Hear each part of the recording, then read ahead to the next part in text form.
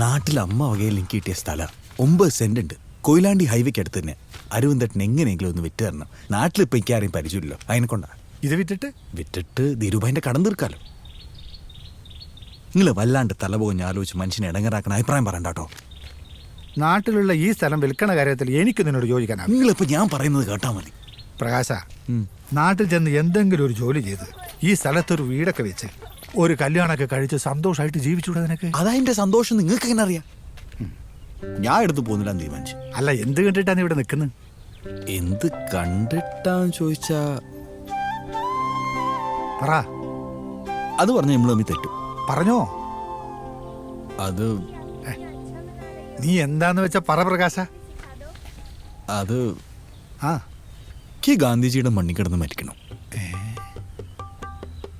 അയിനാ ഇന്ന് വരെ ഒരു കോൺഗ്രസ്സുകാരൻ പോലും ഇതുപോലെ പറയുന്ന കേട്ടിട്ടില്ല. നിങ്ങൾ എനിക്ക് ഒരു ഉപകാരം കൂടെ ചെയ്തു തരണം. ആ ധീരുഭായിനോട് പറഞ്ഞ് കുറച്ച് ദിവസത്തെ അവധിയും കൂടെ വാങ്ങി തരണം. അത് നടക്കൂല. നടക്കണ്ട, നമുക്ക് സൈക്കിളിൽ പോ.